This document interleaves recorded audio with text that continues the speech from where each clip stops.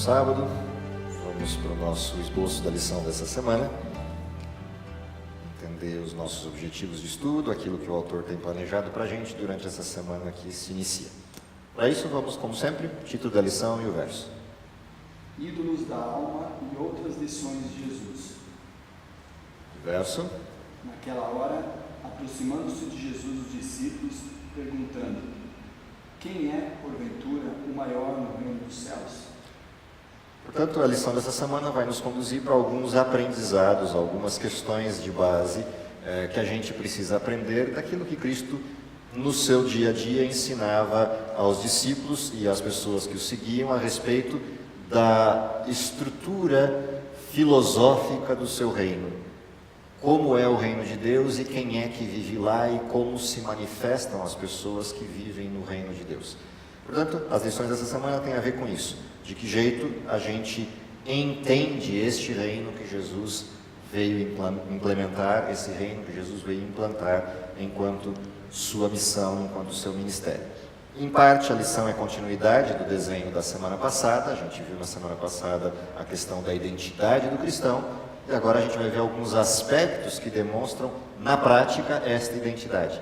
De que jeito essa identidade se materializa na prática do cristão. Antes da gente entrar propriamente na lição, vamos para o auxiliar da lição, onde a gente tem os objetivos para essa semana. Há um aprendizado, há uma coisa a ser compreendida na lição dessa semana, há um sentimento que deva resultar desse aprendizado e uma prática. Vamos olhar para isso, entender qual é esta abordagem. Então, o primeiro objetivo, o que a gente tem para aprender essa semana? De que maneira o céu e os seres humanos medem a grandeza? Okay? Então, o centro da discussão é quem é grande. Como o céu vê alguém que seja grande? Quais são os paradigmas que fazem de alguém ser grande? Portanto, esse é o primeiro desenho de aprendizado. De que jeito, qual é a régua do céu? Qual é a métrica que o céu usa para dizer que alguém é grande? O segundo objetivo é o sentimento que deve resultar da compreensão do que é grandeza para os céus, o que é grandeza para Deus. Como Deus reconhece a verdadeira grandeza? Almejar seu reconhecimento acima de todas as honras humanas. Portanto, entender qual é a métrica que Deus usa para definir quem é grande, me leva a sentir o desejo, a sentir vontade de que eu seja medido por essa régua e de que eu seja exaltado não pela minha régua, mas pela régua de Deus. Dado que, qual é a prática? Buscar uma vida orientada para o serviço sem esperar nada em troca. E aqui, nesse terceiro objetivo, a gente tem a régua. Qual é a régua pela qual Deus mede a grandeza? A régua que Deus usa para medir a grandeza chama-se serviço.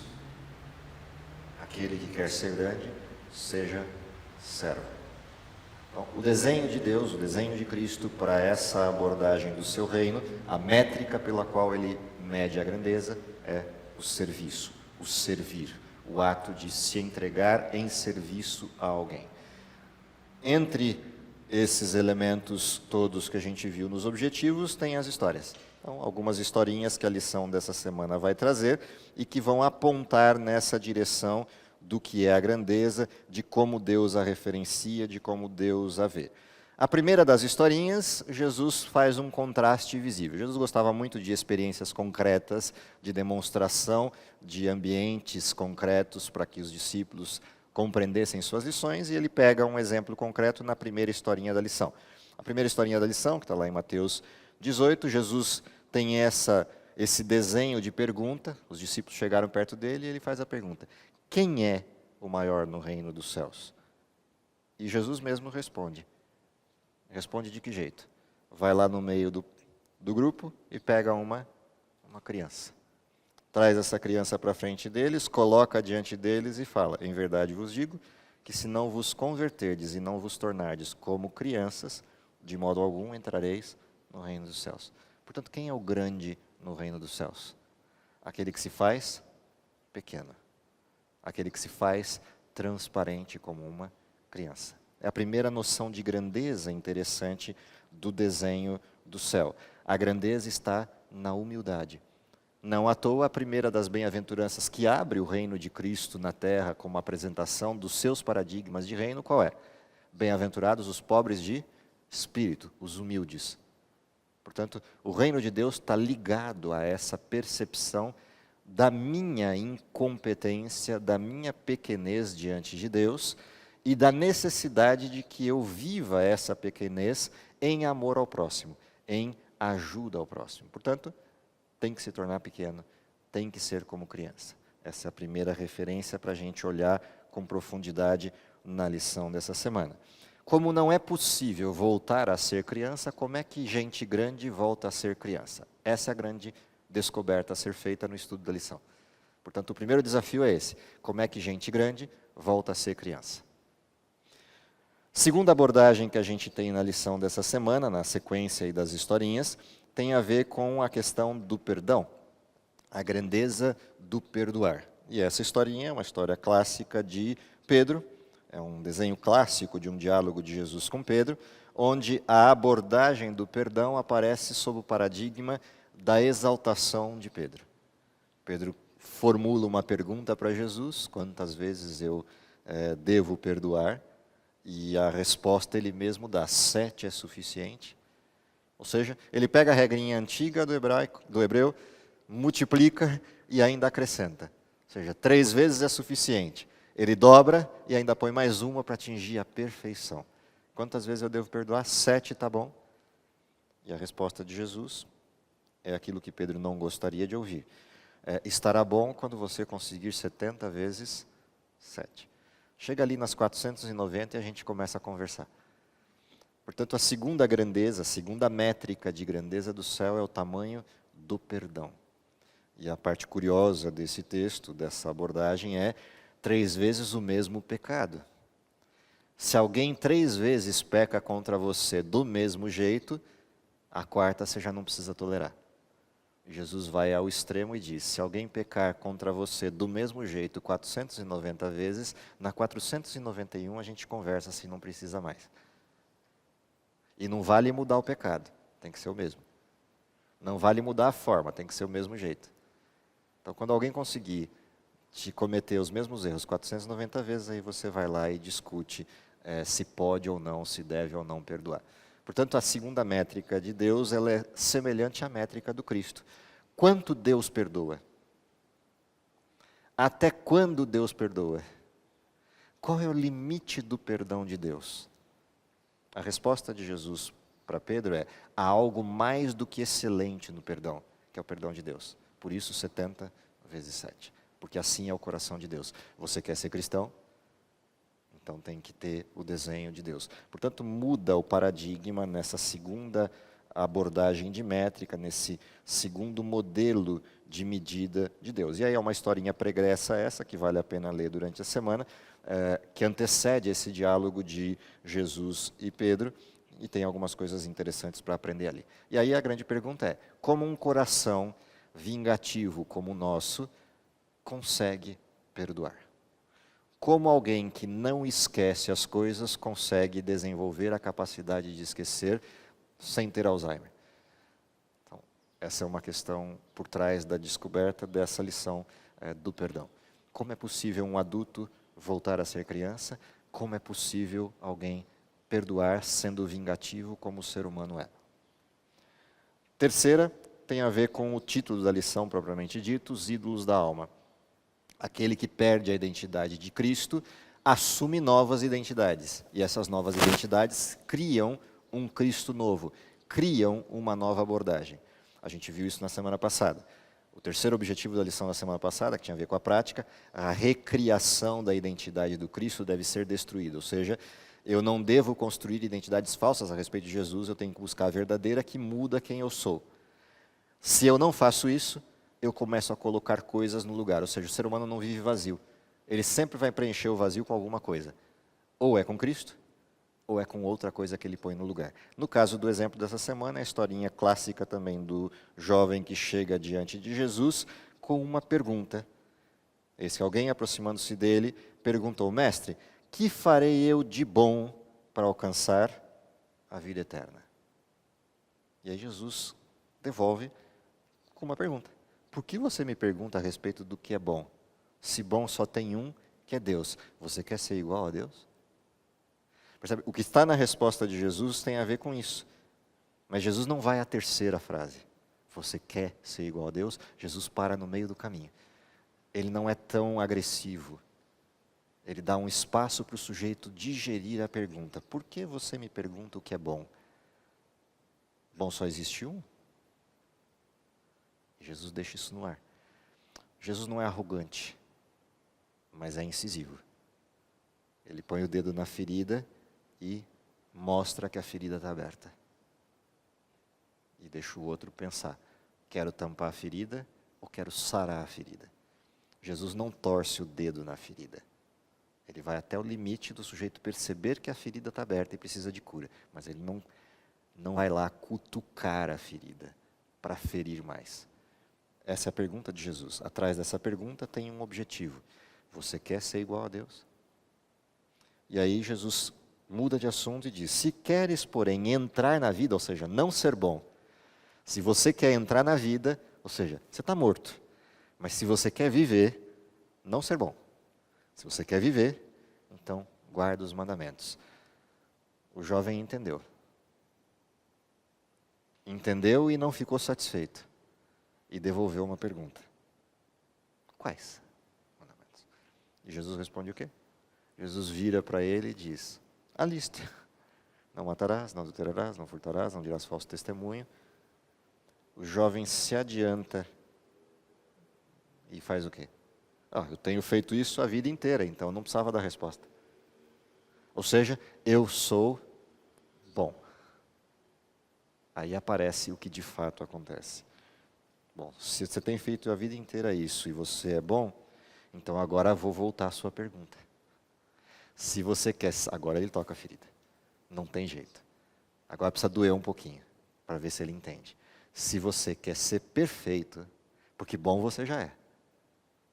Agora, se perfeito é o que você quer ser, porque Jesus tinha dito, bom só existe um, mas você não entendeu o que significa ser bom. Para você ser bom é só ser bonzinho.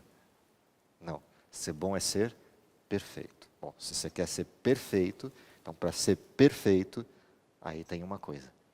Tem uma coisa que você precisa fazer. O que você precisa fazer? Trocar seus ídolos pela pessoa do Cristo. Trocar seus ídolos por aquele que é, de fato, bom. Então vai, vende tudo que você tem, dá aos pobres, depois vem e me segue. Aí você vai ser perfeito.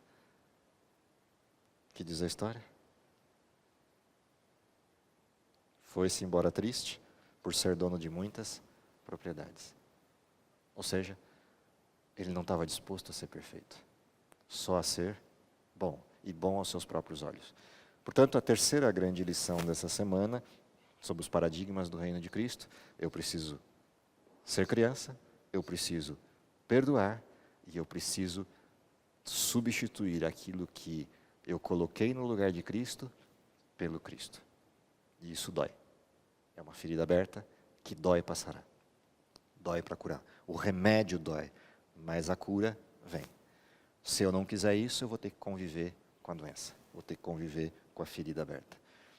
Dentro desse contexto, a lição ainda vai para mais uma abordagem, que é a abordagem de Pedro, cobrando Jesus. E lá vem Pedro de novo. Né? Pedro vai e cobra Jesus por quê? Porque Jesus está levando os discípulos para cima e para baixo, andando para lá e para cá, e agora Pedro fala, ok, maravilha, tudo certo, a gente gosta disso, está tudo muito legal, mas o que a gente leva nisso? Quanto é que a gente ganha? Qual é a minha parte? Essa é a pergunta de Pedro para Jesus. Pedro pergunta isso para Jesus, o que Jesus responde? Qual é a abordagem de Jesus? Percebe que Pedro tem um coração nesse aspecto semelhante ao do jovem rico. Era dono de muitas propriedades o jovem rico, Pedro quer ter as propriedades. Pedro quer a recompensa. Pelo sacrifício de seguir Jesus, de parar de pescar, etc. Quer dizer, ele já tinha esquecido como era duro pescar, já tinha esquecido todas essas coisas. E agora se concentra na recompensa de poder estar seguindo Jesus. E vai cobrar. Qual é a resposta de Jesus? Jesus vira para eles, apresenta o desenho e mostra qual é o resultado do seu reino. Com uma história. Meu conselho, dá uma olhadinha com calma na história e entenda que o acordo de Jesus é diferente com cada pessoa. Portanto, não compete ao sujeito perguntar quanto vai ganhar. É melhor esperar que o patrão escolha qual é a recompensa. O fundamento da parábola, da historinha que Jesus conta, tem a ver com isso. Quem perguntou quando ia ganhar, ganhou o quê? O que acordou. Quem não perguntou, ganhou do quê? Da misericórdia do patrão. Portanto, se você quer ganhar bastante, lembra que os primeiros serão os últimos, e os últimos, os primeiros. Portanto, lembra que no reino de Deus, a misericórdia é o paradigma, então é melhor descansar aguardando o presente que Deus preparou para você, do que querer saber do presente antes da hora. Não porque Deus seja um sujeito maldoso, que fica fustigando ou fazendo boquinha para entregar as coisas, não é essa a questão. A questão é, eu confio ou não confio naquele que eu estou seguindo? Portanto, qual é a grande questão por trás dessa lição? É a complementação da lição do jovem rico. Aquilo que você tem é pior do que aquilo que eu tenho para dar. Então por que você está querendo saber o que você vai ganhar? Se é melhor do que tudo que você tem. Só o fato de ser melhor do que tudo que você tem já deveria ser o suficiente para você descansar e aguardar. Essa é a resposta. E aí a pergunta é, como é que sujeitos ansiosos como nós somos, aprendemos a confiar e a esperar? Portanto, o reino de Deus se constrói. Gente grande volta a ser criança, gente vingativa aprende a perdoar, gente que tem o foco na substituição do Cristo, tem que se livrar do que atrapalha para colocar o Cristo verdadeiro, e gente como a gente tem que aprender a esperar, tem que aprender a confiar.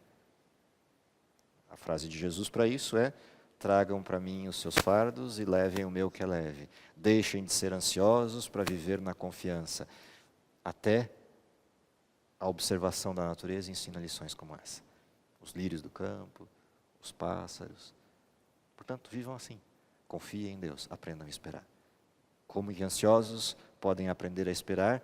Essa é a outra lição a ser aprendida essa semana. E por fim, a última lição, no título da quinta-feira, que está como Podemos, ela traz um contraste entre o poder humano e o poder de Deus. A autoridade humana, a autoridade de Deus. A forma de Deus desenvolver a autoridade no seu reino e a forma do ser humano buscar essa mesma autoridade. E não podia ter melhores exemplos na lição do que os de Tiago e João e da mãe deles. Se a gente olhar a historinha dessa semana, a história dessa semana tem 2 textos, a lição inclusive aconselha a gente observar a sequência desses textos para ver a cena por completo, olhar Lucas primeiro para depois ver Mateus. Então, quando eu olho Lucas, o que eu percebo? A índole de Tiago e João, os filhos do trovão. Quando Jesus ia para Jerusalém e passou pela região samaritana, o que acontece? Eles não recebem Jesus e não aceitam receber Jesus. Qual é a disposição de Tiago e João? Eles viram para Jesus como generais: quer que a gente manda descer fogo do céu para destruir todo mundo aqui? A questão não é só o destruir aquele que não recebeu o seu mestre, é mostrar a sua competência. Eu tenho autoridade, o senhor quer que eu exerça? Essa é a questão. Jesus para os dois, fala: vamos para outra cidade. O que acontece na cena de Tiago e João com Jesus? Vem alguém para interceder pelos 2 filhinhos de mamãe. Olha, quando o Senhor tiver o seu reino, não esquece dos meus filhos, tá? Eles são aqueles que estavam dispostos a descer fogo do céu, destruir tudo pelo Senhor. Então, assim, lembra deles. Eu quero um à direita, outro à esquerda. Qual a resposta de Jesus? Eles querem participar do meu reino? Tem certeza disso? Eles querem realmente me acompanhar na implementação do reino? Então, isso eu posso dar. Se é isso que eles querem, isso eu posso dar. Eles vão padecer todas as coisas que eu vou padecer. Agora, quanto a sentar à direita ou à esquerda, isso não é comigo. Isso é com aquele que me enviou. Mas já que eles querem participar do meu reino, então isso eu vou dar para eles, porque isso eu posso dar. Ou seja, qual é a resposta de Jesus? Eles vão sofrer e vão beber do cálice que eu mesmo vou beber. Isso está na minha competência a fornecer. Sentar-se à direita ou à esquerda está na competência de Deus. Não que Jesus não tivesse a competência, mas ali era o Jesus homem. E ao Jesus homem, compete dar o que o homem pode dar. Querem beber do meu cálice? O caminho eu dou. Isso vocês vão sofrer. O resto é com Deus. Eles não entenderam bem o que Jesus respondeu, ficou aquela situação, como sempre, no ar, eles só foram entender isso um pouco mais para frente. De qualquer forma, qual é a última parte de lições a ser aprendida do reino de Deus? Antes da glória, antes da bonança, antes da alegria, antes da perfeição final, antes de todas as coisas prometidas do reino de Deus no céu, há um enfrentamento, há um combate, há uma guerra implantada no modelo terreno, feita pelo processo do pecado e que contrasta com o bem. Portanto, a promessa feita para o cristão está lá no fim das bem-aventuranças, quando a gente começou a lição. O final das bem-aventuranças mostra o quê? Todo aquele que aceita o reino de Deus e quer pautar sua vida baseado no reino de Deus tem uma promessa: perseguição, injúria, calúnia, difamação. Porque o bem e o mal não convivem juntos. Portanto, a última lição é: antes da glória, vem o combate. No sermão que foi hoje de manhã, para quem quiser ver já na net, está gravado lá no Viva 7, o sermão do pastor, antes da Canaã, tem um deserto a ser percorrido. Portanto, há algo a ser transposto. E esse transpor implica algum tipo de sofrimento, algum tipo de alienação, algum tipo de injúria, difamação, porque o bem e o mal não convivem bem juntos. O mal tenta sufocar o bem, perseguir o bem, difamar o bem. Portanto, a lição desse pedaço da semana, como último processo do cristão, é como que pessoas que não querem sofrer suportam o sofrimento. Como pessoas que não querem sentir a desgraça do embate, do conflito, da situação da luta, podem sobreviver à luta e lutar. Essa é a última lição. Portanto, resgatando tudo, um cristão é um adulto que se faz criança. Um cristão é um sujeito vingativo que aprende a perdoar. O cristão é um sujeito que muda o paradigma a partir desse modelo e substitui a estrutura que ele pôs de ídolos pelo Cristo verdadeiro. O cristão é aquele que entende que a dimensão do reino é confiar. Como ansiosos podem esperar, como ansiosos podem confiar. E a última lição, o processo final, é como cristãos entendem que antes da Canaã tem um deserto. Como pessoas que não querem sofrer, aprendem a conviver com o processo na expectativa, na esperança, que é a identidade do cristão. Que Deus nos abençoe, para que a lição dessa semana nos ensine a viver dentro desse paradigma, nos clarifique a compreensão desses paradigmas, para que a gente então busque orientar a vida por serviço, orientar a vida pela habilidade, pela capacidade de servir aqueles que necessitam. Que Deus nos abençoe, é o que eu espero para todos vocês nessa semana. Vamos orar? Querido Pai que está no céu, te agradecemos pelo dom da vida, pela oportunidade que temos de sermos chamados teus filhos, mas principalmente te agradecemos porque lições tão maravilhosas como esses exemplos do teu reino invadem nosso coração numa perspectiva adequada, correta, de como podemos demonstrar ao mundo que Cristo vive em nós. Dá que pela transformação do teu Espírito possamos alcançar essa representação adequada, sermos transparentes como crianças, perdoadores, mais confiantes e menos ansiosos, pessoas que não tenham a ganância, mas desprovidos de todos os elementos que percorrem nesse mundo, possamos servir aqueles que necessitam. Isso é o que lhe pedimos, confiado nos méritos de Jesus, e em nome dele que oramos. Amém.